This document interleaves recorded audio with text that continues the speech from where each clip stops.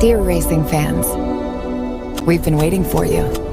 We've been working, prepping, training, putting together thrilling races, high stakes, favorite traditions, and fresh experiences. From right on the rail to the top of the hill. Whether it's your first meet or your 50th, we can't wait to welcome you back this fall. Love, Keeneland. And welcome in, everyone, to the Keeneland Look Ahead podcast. Jeremy Plonk here from Horse Player Now. Day 2 of the meet on deck. It's Fall Star Saturday. Biggest day of the racing season in the autumn at Keeneland. We've got 5 major stakes races, all with Breeders' Cup implications up and down the line. Of course, that will just lead us into Spinster Sunday and 3 stakes races here to wrap up Fall Stars weekend. A lot cooking. We had a good opening day on track today at Keeneland. Maybe not the result we were looking for when the stewards have to get involved in the Alcibiades decision. If you missed it, bumping in the stretch, Percy's Bar, Tommy Joe, the 2 favorites, going at it in the stretch due to interference. Percy's Bar disqualified from first to second, and the order flipped in there. Can't really make much argument with the decision there with the stewards, but again, you just like to see these things adjudicated on the track and not in the stewards booth for sure.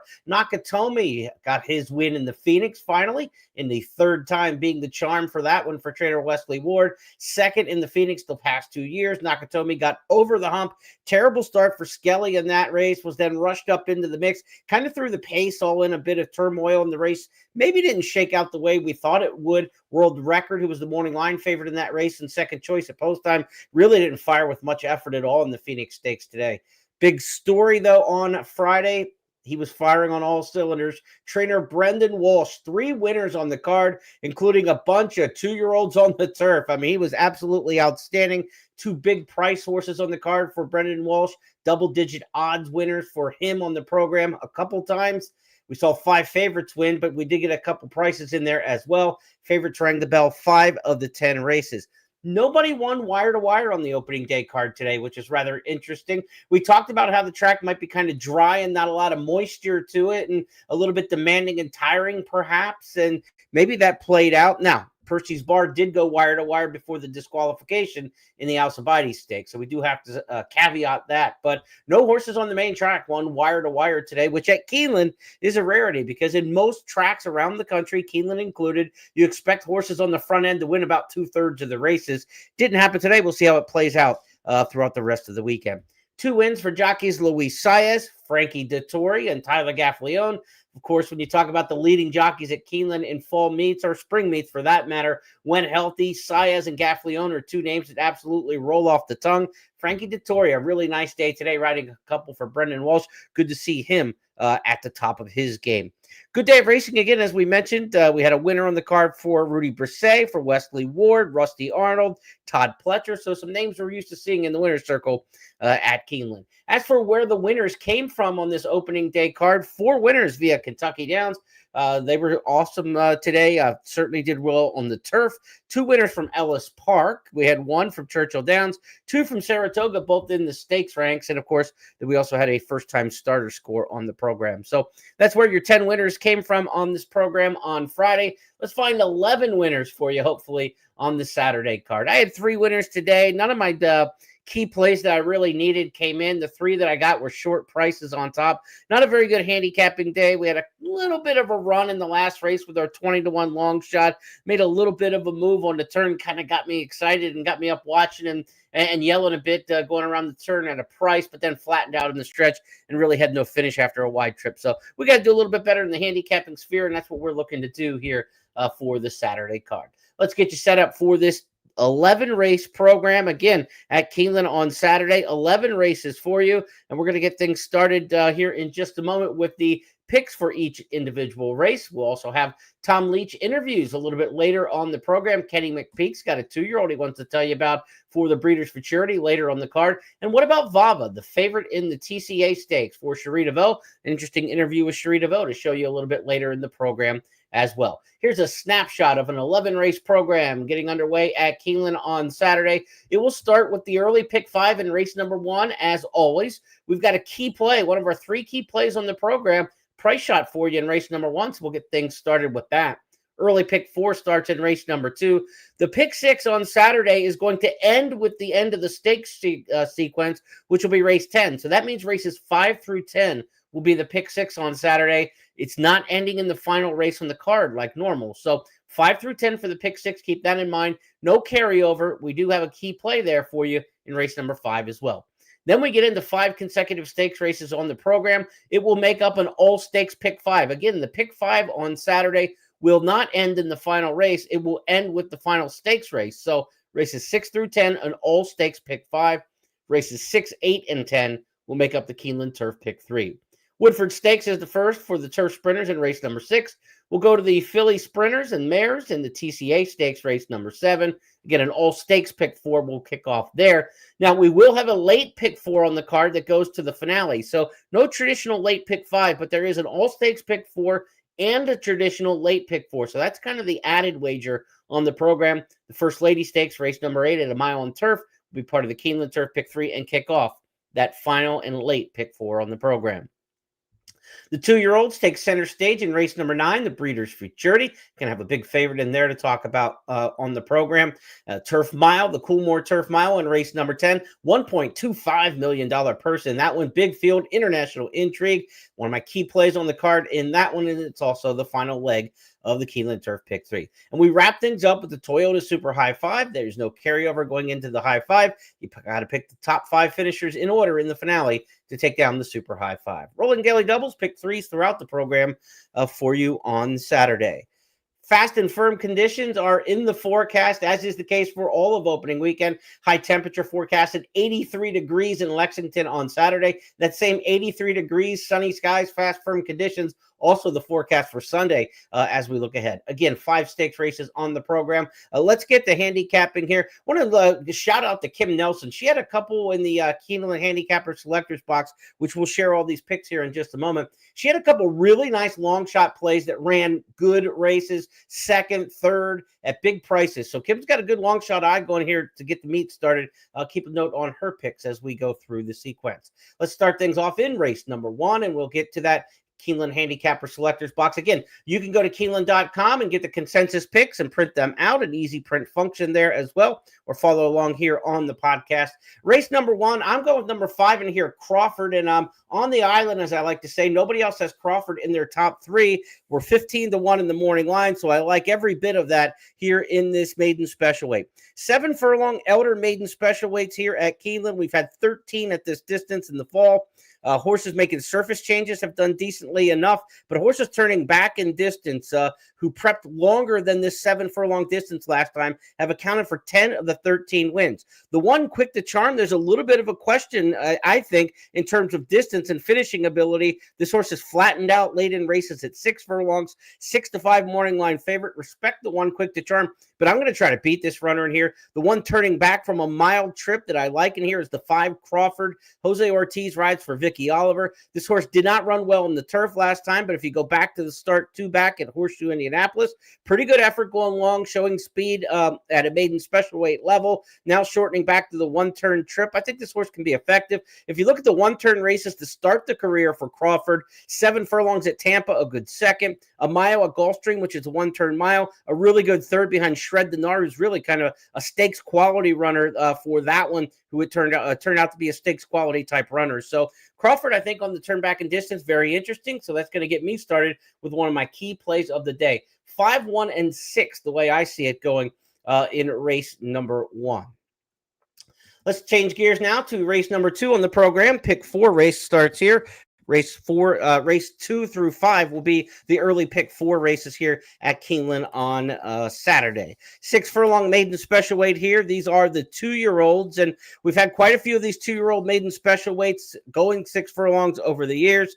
These are races that are really dominated by 2 places. You're looking for first-time starters, horses making their career debut, and horses from the Churchill Downs September meet have had the most success here. 27 first-time starters, 17 Churchill shippers. They've combined for 44 of the 59 wins. So that's kind of what you're looking at here. And as you go down through the running lines in these races, in this race, I think the first-time starters probably have the edge. The horses who have a little bit of experience, you have In Ordinary from Churchill Downs. Not a bad effort from that one at Churchill, but has already had 5 tries in the maiden ranks. I'm going to go to the first-time starter in here, number 2, Commandment, for trainer Brad Cox.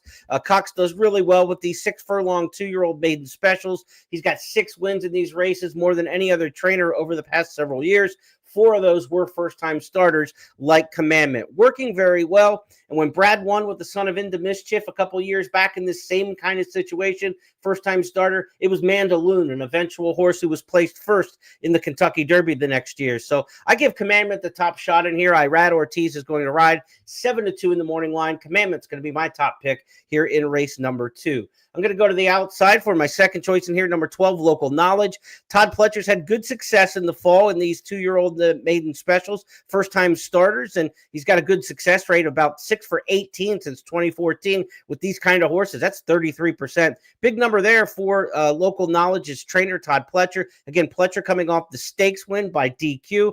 He also had a horse in the other stakes race run into a lot of traffic in the Philly turf race, the Jessamine Stakes, and ended up from this outside post in the turf running a decent third. So Pletcher's horses ran fair enough, I think, on opening day, and Local Knowledge should come out running 2, 12, and 3 the way I've got it in race number 2. Midnight Rocket, the 3, is by a horse, by a sire, Practical Joke, who does really well with his offspring here at Keeneland on the main track, working very fast, but trainer Bill Mott usually doesn't get a ton out of his first-time starters, and especially here at Keeneland. He hasn't had much running here in the fall first-time starters over the years and hasn't had the success that you'd like to see to bet a first-time starter. But as far as running on the board, maybe Midnight Rocket can get a check in here. 2, 12, and 3 the way I'm going to line them up in race number 2. Commandment, top pick in here for 3 of us. Number 7, Gallivant, is the top choice in here. Trainer Ben Colebrook had a winner on opening day. He had the horse disqualified out of the stakes race on opening day. He would have had a winner, but DQ'd.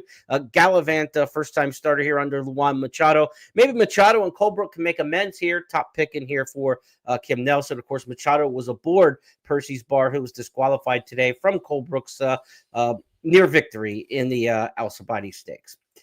We'll move on now next to race number 3 on this 11 race card. No new wagers kick off here in races 3 or 4, but you have to get through these races to get through the early pick 4 and early pick 5. Again, that early pick 4 will start in the second, the early pick 5 in the first, and they will include races 3 and 4, but no new wagers get underway in the third and fourth. We've got non-winners of 2 lifetime 2-year-old allowance horses in here, a similar condition which we had in race number 4 today on the opening day card. In this race number 3, these allowance 2-year-olds going 6 furlongs. I'm on the 7 in here. Outfielder should be a standout favorite for trainer Wesley Ward. This horse looked absolutely outstanding on the turf. I know this race is on the main track, but the works are good. Outfielder's pedigree by Speightstown of a Medaglia d'Oro mare. The pedigree's there to be just as good on dirt probably as he was on turf, and his debut here in the spring in a turf sprint dash race for the 2-year-olds was just absolutely outstanding. They sent him to France here over the summer, ran a really good 4th in the pre-morning, and it's just a world-class international race for the 2-year-olds where this horse was only beaten 2 3/4 lengths. Blinkers come off. I think outfielder 4 to 5 will live up to the hype there. I don't look at this as a very good betting race. The 6, Oscar's Hope, 7 to 5, second choice, looks very logical in here for trainer Tom Amoss, who could be sitting on a big day. He's got some good horses in the 2-year-old ranks this year, Tom Amoss. One of them going up in New York in the Champagne. He'll have Big Dom here in the Breeders Futurity later on the card. So Amoss's 2-year-olds are firing well. Oscar's Hope certainly comes off a nice win. But to me, it looks like 7-6 in a very chalky third race on the card. I would single outfielder in here playing the multi-race wagers. We've got a price, that we can connect maybe in the first. I think Commandment and Local Knowledge, the 212, I would go 2 deep in the second. If you're looking at the multi-race wagers, I would single outfielder in this particular spot. Kim is going to flip it and go 6-7. Everybody else has kind of got this 7-6. Not a great betting race in terms of intra-race value, but if you want to try to bet this race with a field of 7 and a standout favorite, the real approach is to look at the entries and the numbers. Look, only in a 7-horse field, there's only 6 combinations for the exacta underneath the big favorite in here, and Oscar's Hope's going to be a short price too. You're probably not going to get much at all on a return on the exacta if you like outfielder. But if you want to play outfielder, look at the daily double because we got a full field coming up in race number 4 that I'll talk about in a minute. 12 entered with some also eligibles. So your number of combinations, which the losing tickets pay the winning tickets, that's how it works in pari-mutuel wagering. You want that big field in the fourth race to help your potential daily double payoff. So outfielder, if you like in race number 3, look to a daily double. Don't mess around with the exactas, the tries, the exotics intra race in race number 3. Really, even on the win end, I wouldn't be too excited to bet that horse, obviously, at 4 to 5 in the morning line, and could go lower than that. If you like outfielder, which I do, either single in the pick 4 and pick 5 and just be done with that, or you look to a daily double, race 3 to race 4. And race 4 is very competitive. So let's get after that race and see what we can come up for you in that race. The fourth race is a first level allowance on the turf, mile and a 16th in this one. We've had 28 races like this in the fall, first level allowance, mile and a 16th. Favorites have won 6 of the last 8 and 13 of 28 overall. So these are fairly formful races. But again, with a big field of 12, you're not looking at very short price on a favorite's end, and you might be able to get a horse in here at a fair number. I think there are multiple options who could win this race. Very few of these races have been won on the lead at this class and distance. Of the 28 races we talked about at this class and distance, only 3 winners led after the opening half mile. The average winner is 5 1/4 lengths back. So this is a real closer's profile. I would look for a horse from off the pace. And that's where I went with number 5, States Right. It's going to be far back early. Second start off the layoff for this one. Ran in the spring here at Saratoga. Ran a good second for Cherie DeVoe. Had the one summer race at Saratoga. Now back second off the layoff. 8 to 1 in the morning line. Has good form over the track with a win and a second place finish. The win came back in the October 24 meet. A good second against this similar kind of competition at a mile in the spring meet. So States Rights likes the course. This race sets up typically for horses who come from far off the pace, and that's the running style for number 5, States Rights. Going to be my top choice in this particular spot. The 2 in here is also picked on top by a couple handicappers. That is Atlow. Atlow's a Juddmonte homebred by Quality Road. Bill Mott trains this one. Coming off a win at Kentucky Downs. Again, we mentioned the Kentucky Downs horses rang the bell 4 times with victories on opening day at Keeneland. Look, this is a Kentucky Downs meet that obviously with the purse money has always been good at Kentucky Downs, but it just keeps getting bigger and bigger and bigger and bigger. You're going to see more quality horses go through Kentucky Downs.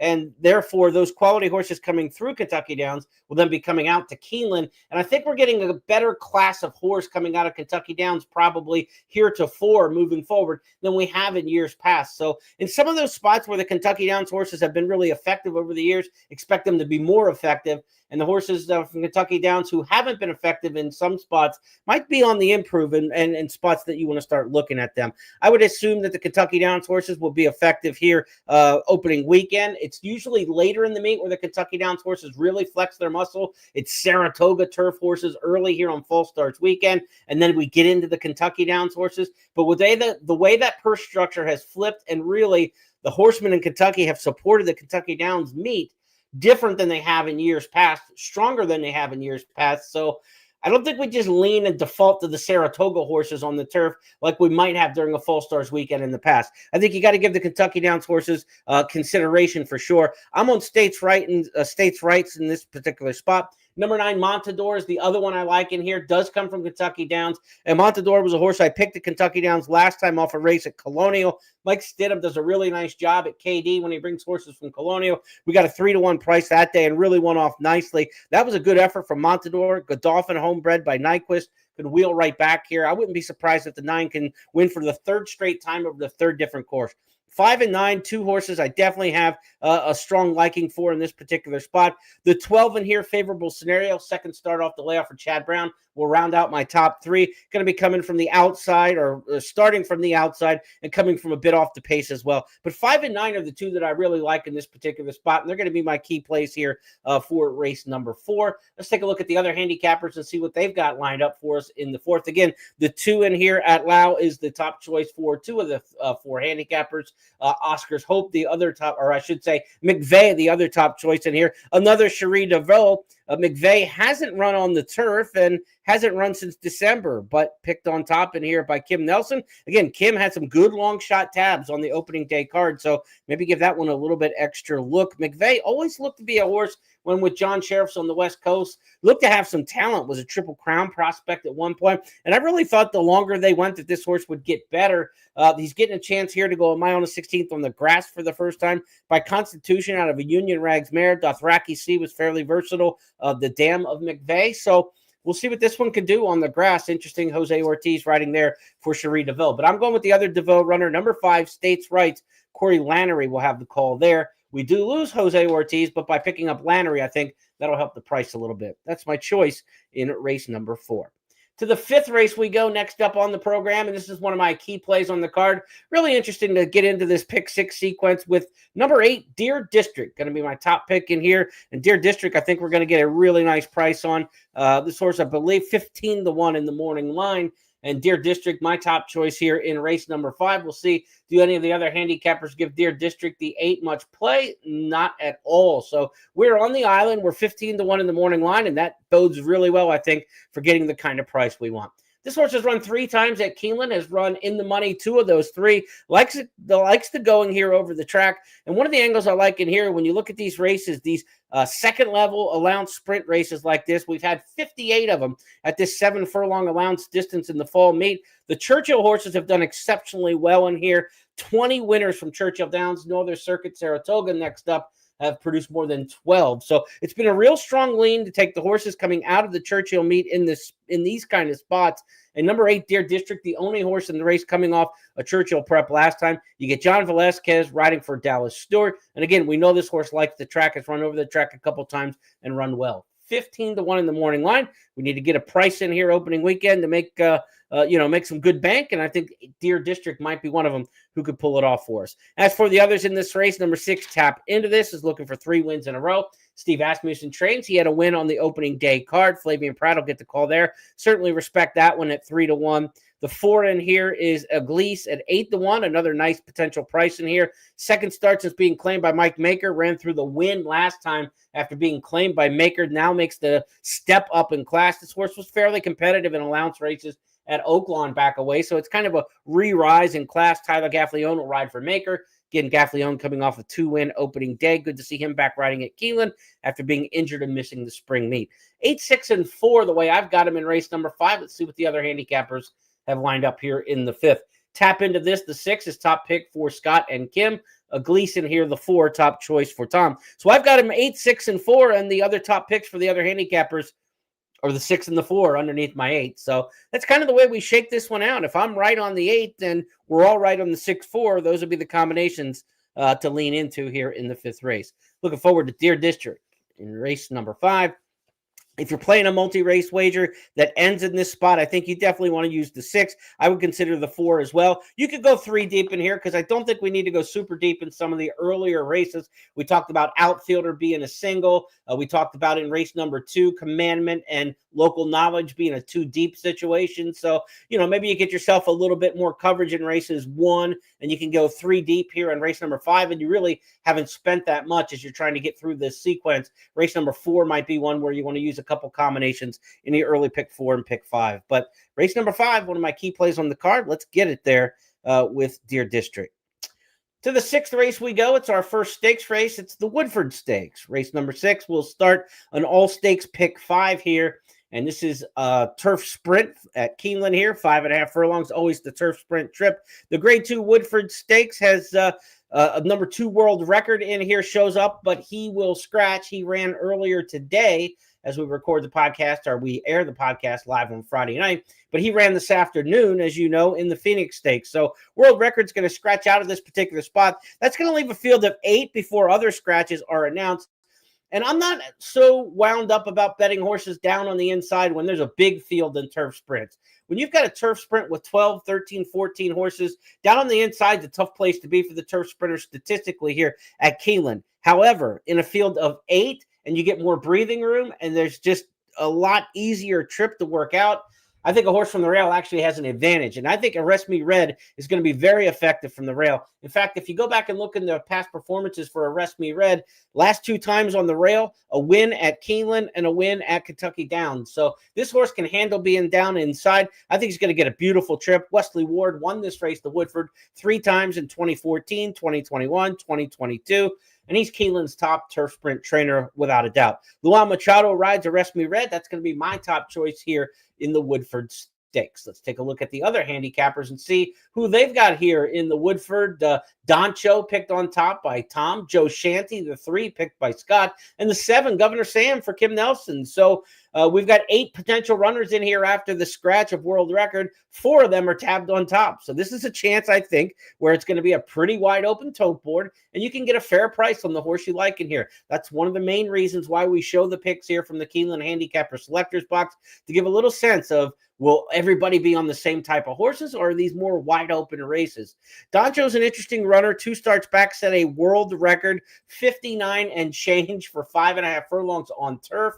That world record set at Ellis Park. We talked about this a little bit in last night's podcast, but I think it's worth reiterating. The Ellis Park horses did win 2 races on the program today, but I'm really looking forward to seeing how the Ellis Park horses, who have loved that turf course at Ellis Park, run here at Keeneland during this fall meet, because it is warm and it is dry, and that's a firmer turf course at Keeneland in the fall here than what we're used to seeing. And I think the Ellis Park horses, because the Ellis Park turf course is very firm, very short crop turf course, and horses just kind of skip over it. If you have a dirt horse that wants to try turf, Ellis is a great place to do it. And that's what they did with Doncho. And, in just the second time he ran on the turf, he set a world record there. His first start, Doncho, at Keeneland on the turf wasn't so great when he ran an allowance company back here in April. But again, that turf had a lot more give in it than it does right now.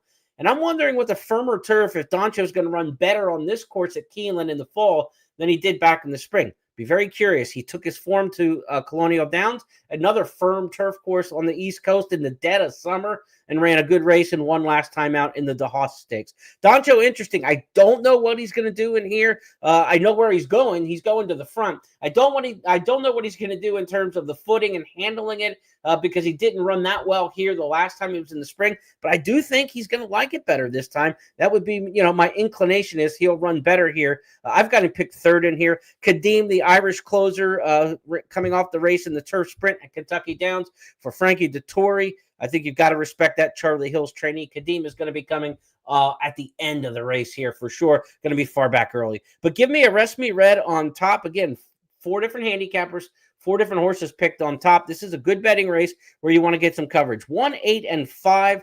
I do fear Doncho, because if Doncho's form is raging, if this horse takes to the footing, I think he can be really effective in here. He's just going to the lead. And again, with a field of 8 in a turf sprint, you've got a much better chance of wiring the field than you do in a big field of 12, 13, 14. When there's going to be more horses taking a shot at you, more traffic, more horses to clear and cross over. It's going to be a much easier trip for all these horses, so may the best horse win. I'm hoping in that case for me is a Rest Me Red, working out the trip from the inside like he's done before from the inside in these turf sprints. That's my pick in race number 6. We'll go with a Rest Me Red.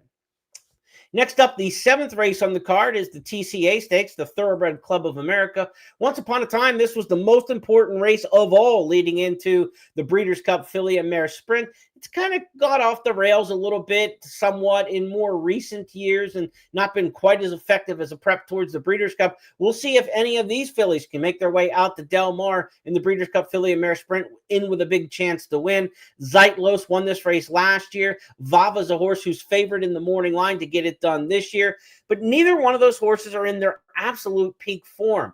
And that's kind of the story with several of these in here. You also have some 3-year-olds taking on older horses, like Long Neck Paula. She's never run against older horses before, and she's lost 4 in a row, yet she's 7-2 in the morning line.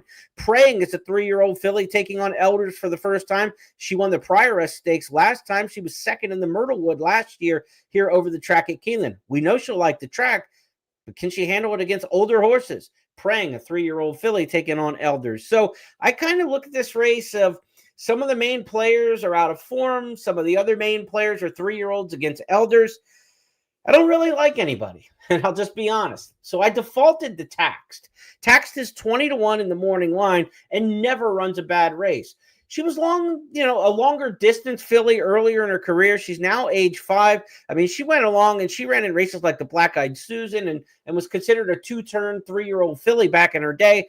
She shortened up and run sprint races a couple times this winter, spring at Oaklawn and ran pretty darn good, flying from off the pace. She came back last time in the Open Mind Stakes at Churchill, had a troubled trip in that one over 6.5 furlongs. She's going to need some help to catch up at 6 furlongs. You need pace in these races typically. She's going to be coming from out of it, but that just don't like the others. That's where I'm at. And if I've got a whole race where I'm trying to shake them up and come up with one of them, I want to try to find a price in here. So I'm going to take my shot with Taxed. As for those 3-year-olds, I think Praying is the best of the 3-year-olds. She's a filly by Vacoma, and Vacoma's run extremely well over the track here. Praying ran a good second in the Myrtlewood, as we mentioned earlier, so she's going to like the footing. But no 3-year-old has won the TCA since 2011. That's been 14 years now to beat the older horses. Tough race. I really don't have a strong opinion. Let's see what the other handicappers have in terms of the selectors box here in race number 7. Again, I'm going to take Taxed on top and take my shot. She always runs her race. She's always in the top 4. I mean, you can just look down the line. She rarely misfires at all. I don't know if she can win, but if she runs second in here at 20-1 in the morning line, she could be a very valuable horse. Under Zeitlos, under Vava. You could bet Taxed to win. You could play some exacta boxes, 1-7 and 1-5, and maybe still make a nice score, even if she can't pull this off. Zeitlos, top choice in here for Tom and Kim. She's trying to win this race again for the second year in a row. Vava, top pick in here for Scott Hazelton. Now, we mentioned Vava's trainer, Cherie DeVoe, earlier this week, was interviewed by Tom Leach, the voice of the Wildcats, and one of our handicappers here on the Handicapper Selectors box. Here's what Tom and Cherie discussed about Vava cutting back to 6 furlongs. And then Vava in the TCA Stakes, 3 works, I think, since her last race. How has she progressed through those? She's been doing well. She's kept her form. We're going to cut back in short distance. She hasn't run in quite some time, and she's been 7 furlong specialist. So, she has shown speed in her last 2 races back in the Chicago, so she's going to have to show that again in this race to be effective, but definitely within her wheelhouse. Were you looking to cut her back, or is that just how this race came up on the schedule? Just the race on the schedule, instead of shipping her to New York for something like the Gallant Bloom. Just wanted to run her out of her own stall and see where we're at. She is cataloged for the Keeneland sales, so if she runs really well and we want to go to the Breeders' Cup, that's going to be on the schedule. If not, we'll probably just have her tipping over until the Keeneland sale. So when you listen to trainer interviews, sometimes you're taking everything at face value, and sometimes you're trying to read the tea leaves. And as we handicap the TCA Stakes in the beginning leg of the All Stakes Pick 4, what did you hear in that interview? I kind of heard the sale in November, the Keeneland sale in November, came up first before the Breeders' Cup. And I don't know that that's necessarily what I want to hear coming into this TCA Stakes, right? That if she's kind of finished with her racing career, they'll go ahead and send her to the breeding shed. If she runs well and happens to run a great race here, then she would go to the Breeders' Cup. Not, we think she's going to run well and go to the Breeders' Cup and then come back here for the sale. It's kind of like, well, we're already here at Keeneland. The sale's coming up. Why ship out of town? I got a little bit of cold feet listening to that interview and trying to read the tea leaves of whether or not Vava's going to be at her absolute best for this race. Let's find out. 6 furlong TCA Stakes coming up, race number 7. Again, I'm on Tax. I don't have a strong opinion on Tax. That's why, like you say, well, why isn't this one of your key plays of the day? This is a 20-1 morning line shot. Again, because it's almost the default. I know she's going to run pretty good. She's got to run top 2, 3, 4. She just almost always does in this 7-horse field. Can the race just kind of come all the way back to her? Can some of the others not fire? Can some of the 3-year-olds not be up to the test against the older horses? If that's the case, then Tax at 20-1 looks great. If Tax happens to be 6, 7-1 in this race at post time, I want nothing to do with Tax at 6-1 in the top spot of winning the race. Certainly, she's very usable running second or third if you're playing any sort of exotics. But again, Tax at the right price, 14, 15-1 and up. The 20-1 morning line's absolutely juicy. But I'd say you got to get somewhere 14, 15-1 in that area in order to get after her and make a bet with any kind of conviction. It's kind of a stretch. We'll see how it shakes out in race number 7. Next up is the 8th race on the card. It is the First Lady Stakes. Let's get a look at the field for the First Lady. 16 have entered, 12 can run. So we've got 4 also eligibles in this race. And one of the also eligibles, number 13, Special One, is morning line favorite in here from Nick Tamaro, the odds maker at Keeneland. So if the morning line favorite doesn't draw into the field, obviously the prices on the others are, going to be fairly juicy in this race and wide open. I'm going to the one in here, Choicia. This is a filly who won this spring in the Jenny Wiley Stakes here at Keeneland. We know she likes the course. She got up that day over a mile and a 16th after stalking the pace. It's a mile race here. She showed speed last time, going a little bit longer in the Diana Stakes in New York. And that's one of the key points for me in this race, because when you look at the 19 years in the database we have for the First Lady Stakes at the handicapping database we have at Keeneland.com, Saratoga cutbacks are really effective in this race. 13 of the last 18 winners came from the Naira circuit. 7 of those raced at Saratoga, some at Aqueduct or Belmont. But again, you want those Naira shippers and horses cutting back in distance. 13 of the last 18 winners of this race were cutting back in distance from a trip farther than a mile. So shortening the trip and coming from Saratoga, that puts me on the one choice, yeah, and not just because it fits a trend, right? I mean, you just don't want to take a horse because there's a trend that says, okay, this is like we're going to default to a horse who doesn't on paper look like they're competitive, but they fit a trend. I'm not interested in those kind. I want a horse who fits a trend but looks competitive as well, and that's the tiebreaker. The trend is the tiebreaker, and I think Choicia, being a Jenny Wiley winner over this track, running pretty well in the Diana Stakes, which was a tougher race than maybe what this one looks like on paper in some respects, at 1 1/8 miles, the tougher distance. That's why I like Choicia in here, because I think we're going to get fair value. Frankie Dettori, 2 wins on the program today on the turf. 9-2 in here for Choicia. That's going to be my top choice. Dynamic pricing, the 5 for Chad Brown. Suggesta, the 9 for Chad Brown. I'd be remiss if I did not mention one of the most amazing stats that I've stumbled across over the years, and we talked about it last year on the podcast, and it came true again.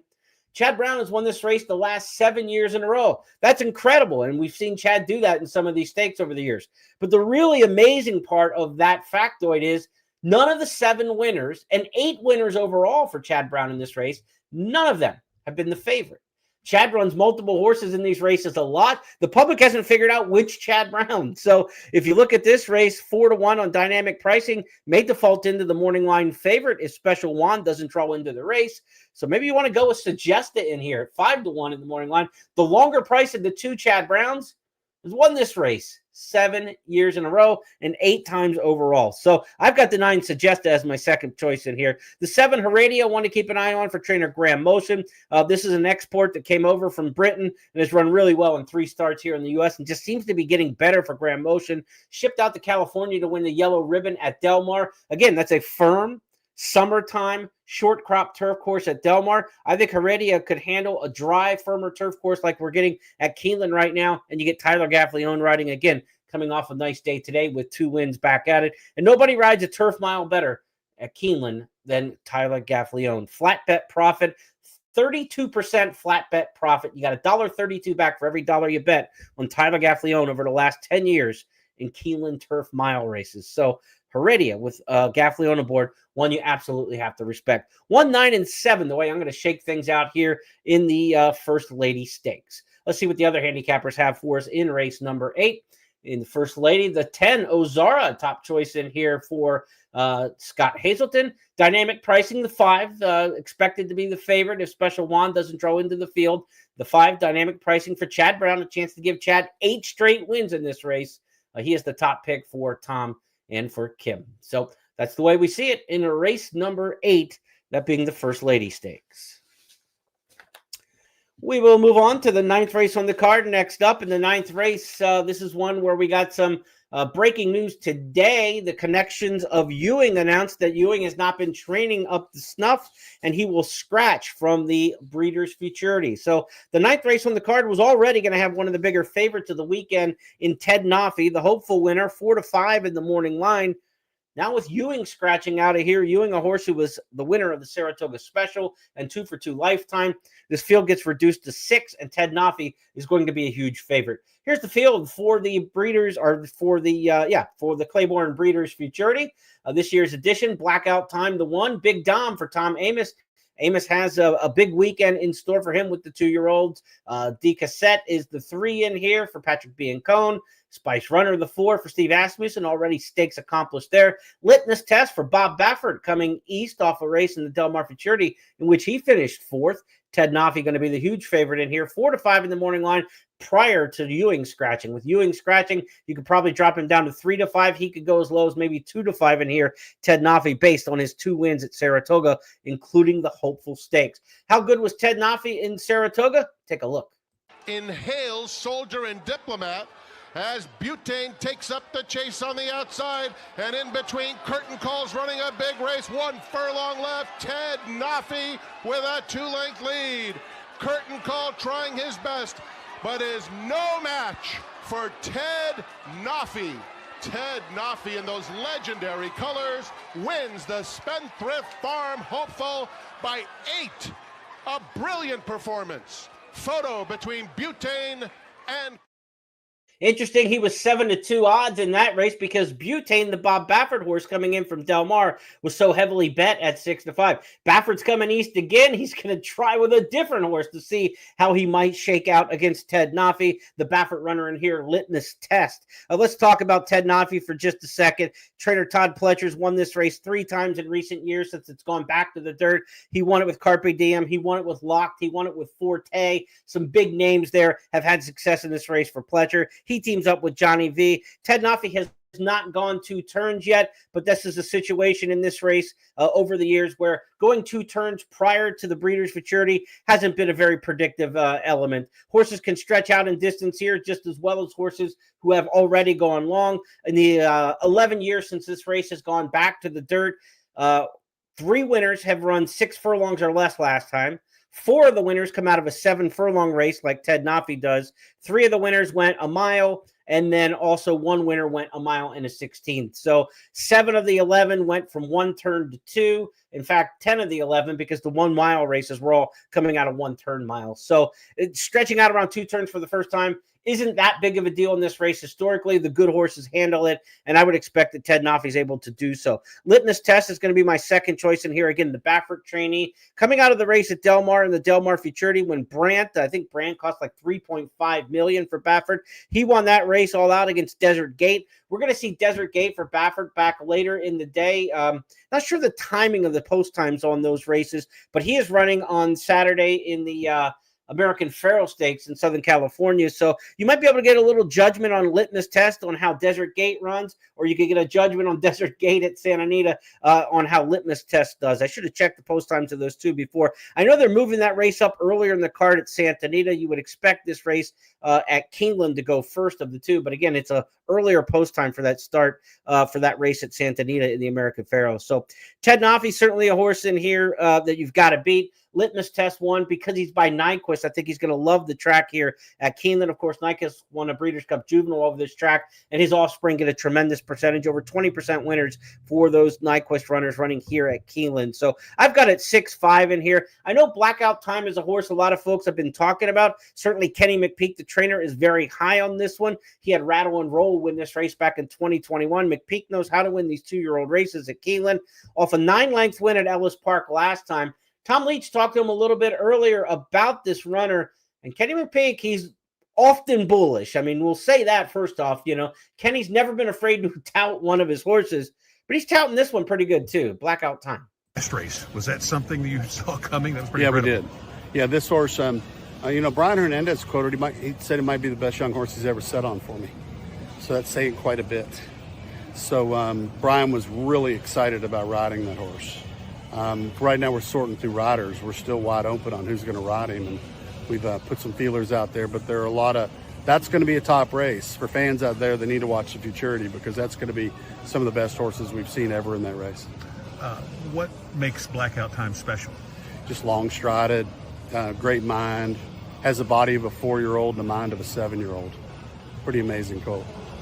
And lastly, we'll see. I mean, that's a lot to live up and a lot of talk. But as he mentioned, this is one of the better fields, at least at the top. I don't know about the depth of this field being one of the great fields that have been through the Breeders' Futurity over the years. But certainly Ted Nafi looks like to be a really, really strong 2-year-old. Big Dom, a horse who won at First Asking at Saratoga for Tom Amos. He ran really well, 109 and change in his first career start at the Spa. This is a good top-end race. I don't know if it's one of the best fields that have ever been in this race. Iroquois Stakes winner from Churchill Spice Runners is by Gun Runner, of course, and Gun Runner sired Locke to win this race. So there is some depth to it, but there's only 6 of them. But when you look at the names, it's Pletcher, it's Cassie, it's Baffert. I mean, Asmussen, you got a lot of Hall of Famers in there. Patrick Biancone, Tom Amos, and Kenny McPeak. There are no slugs in this race. It's a good addition, a very good addition to the Breeders Futurity. I don't know if it's one of the all-time greats. I have to put a little more thought into it for that. But Ted Noffey, litmus test, blackout time, Spice Runner, a good competitive deep field to here in the Breeders Futurity. How about the other handicappers? Let's get some of their thoughts in here. You've heard what I think about the race. As for the other handicappers in here, I think it's a clean sweep for Ted Noffey. It is all the way across. As for who will run second in here, blackout time for the guys, Scott and Tom, and Kim is going with Big Dom as the runner-up in here. I'm going to take my shot with Litmus Test, the son of Nyquist. That's a look at race number 9 on the program, that being the Claiborne Breeders Futurity. Next up, the featured $1.25 million Coolmore Turf Mile on the turf course, of course, and a prep for the Breeders' Cup Mile, as we know, and we've got a really good field in this one. International intrigue up and down the line. You got the 4 Diego Velasquez as the morning line favorite. Last time out in France won the Prix Jacques Lemoyne, one of the top races in Europe for any miler. He beat Notable Speech in that race on the square in a tight duel down the stretch. That runner, Notable Speech for Godolphin, was third in last year's Breeders' Cup Mile, you may remember, and just a couple weeks ago came back not stateside, but to North America to win the Woodbine Mile handily. So he's coming off a good race, Diego Velasquez. Frankie Dettori, off to a good start at the meet, will ride the son of Franco. Diego Velasquez, trained by Aidan O'Brien, who in 2002 brought Landseer here to win this same turf mile race. He brought Aussie Rules here in 2006 to do it. He'll try to do it now in a new decade. Diego Velasquez is my top choice in the Coolmore Turf Mile. There are other international horses in here of repute. John Quill on the outside, a 3-year-old, and the other one is Wood Shauna, another 3-year-old. The one thing I like about look at the rider assignments in this race. Diego Velasquez, Frankie Dettori. Wood Shauna, Tyler Gaffleone. John Quill on the outside, Dylan Davis. 3 international runners, but they're keeping domestically based jockeys. We know Frankie, obviously, an Italian rider, but domestically based riders who have experience here. And I like when a high-quality horse comes into a circuit and they pair up with the local jockey who's had success over the track or the turf course. In this case, I think that's a great pairing. We like our American riders. I'm not necessarily happy about the rides we get a lot of times when the international jockeys come over. It's just a different ball game on our ovals and the way the races and the paces shake out. I love to have the American-based jockeys on the horses with the European talent. And that's why this is one of my key plays of the day. I'm just leaning on these 3 Europeans in here, no matter how talented I think that the Americans are. And there's some pretty decent American horses in this race. I just think the Europeans teamed up with these American jockeys are just going to be exceptional in here. And I trust Diego Velasquez the most of the 3. And even though he's the favorite, I don't think he's going to be a short-priced favorite in here because there's some other options that the public, I think, will go to. That's my top pick. I'm going Diego Velasquez in here, and I'm going to use the 2 international runners underneath them, that being John Quill and Wood Shauna. 4-12, 4-5, heavy exactas, smaller exactas turning it back around, 12-4, 5-4, trifectas, 4 with the 12-5 with all, 4 with the 12-5. I'm going to be playing these 3 combinations as much as I can in this particular spot. Diego Velasquez also top choice in here for Scott. Jean Quill, the other European, top pick in here for Tom Leach. Program Trading, the Chad Brown trainee, is the top pick in here for Kim Nelson. Favorites had lost 9 in a row in this race until last year when Carl Spackler got the job done as the favorite. Carl Spackler, a son of Lope de Vega. Program Trading for Chad Brown in this race, also a son of Lope de Vega. So Brown will try to win this race for back-to-back years from the same sire, Lope de Vega, who has a really nice percentage with all of his offspring here over the track at Keeneland, over the turf course here at Keeneland. Not just Carl Spackler in this race last year. The Lope de Vegas have put up big numbers here on the Keeneland grass in recent years. That's a look at the Coolmore Turf Mile, that being race number 10. We wrap things up in race number 11. It's the Toyota Super High 5 race, and let you know that the late pick 4 will end in this race. But once again, all the late day wagers are going to end with that Coolmore Turf Mile in race number 10. The pick 6 will end in race 10. the pick 5, the All-Stakes pick 5 replaces the late pick 5. So an All-Stakes pick 5 will end in race 10, and then that All-Stakes pick 4 will end in race number 10. The only wager ending in race number 11 will be the pick 3 that ends the final 3 on the card, and that late pick 4 that starts in race number 8, the First Lady. So if you want to roll back to that late pick 4, it'll be races 8, 9, 10, and then this maiden race on the way out. 6 furlong maiden special weight sprint here in race number 11. Split division of a race we talked about earlier in the program. And when we get these 6 furlong 2-year-old maiden specials on the dirt, it's about the first-time starters. It's about the horses from Churchill Downs. They've dominated, winning about, over 80% of those races as we went back and we talked about the stats earlier in the program. I think number 2 in here, Heartily, is a first-time starter to keep the eye on.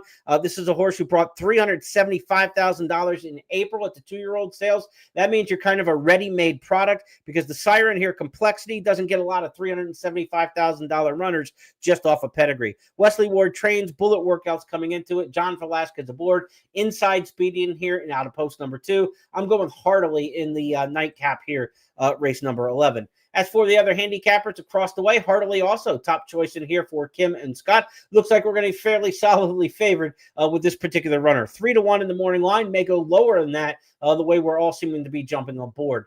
Number 11, Liberty Violence, is Tom's top choice in here. Liberty Valance, I should say, for Tom, trained by Brendan Walsh. Again, Walsh had a big day today at Keeneland, winning 3. That first-time starter, Liberty Valance, could be a nice price play for Tom in here. I've got it 2, 7, and 8 to wrap things up. 40 is my second choice in here. Also a first-time starter, Cherie DeVoe trains. Cherie doesn't get a lot of winners with first-time starters, but this one's working well. A $450,000 son of Game Winner. Another one where it's a $20,000 sire, but this one brought $450,000 and bred the sprint on the dam side. Fortius is probably fast. I don't know how fit he'll be in the first career start, but I'll give him a shot on the underneath. Heartily, the one I trust most, though, in here. John Velasquez, Wesley Ward teaming up in the nightcap. That's going to wrap things up for us here on the podcast as we go through all 11 races on the Saturday program. Hope you enjoyed. Be sure to join me tomorrow for a quick update in the morning after scratches and changes are announced on the X feed at Keeneland Racing and at Horse Player Now. I'll give you an updated set of my picks and final thoughts going into the program for the 11 race card on Saturday. And then I'll be back tomorrow night, Saturday night, for the Keeneland Look Ahead podcast. Again, we will be teaming up to look at the Sunday card, which includes the Spinster Stakes, the Bourbon, and I believe the Indian Summer is the third stakes race on the Sunday docket. So be sure to join me again, 8:30 Eastern tomorrow night as we preview the Sunday card. If you'd like to get updated selections and handicapping information sent directly to your email inbox, sign up for the free publishing service at Substack, jeremyplonk.substack.com. It's free. You'll get email information sent to your inbox each racing day at Keeneland and for select days around the calendar all year long. So be sure to sign up for it, not just for updated Keeneland information each and every racing day, but also for non-Keeneland season and Breeders' Cup and Triple Crown and around the way. It's free to sign up. There is a voluntary donation button if you'd like to do that, but you're under no pressure to do so whatsoever. Everything that you get sent out for free is comes from me from Substack, and you can get all that information. Again, just sign up for it free today, jeremyplonk.substack.com. That'll wrap up the podcast. Have a great night, everybody, and we'll see you tomorrow.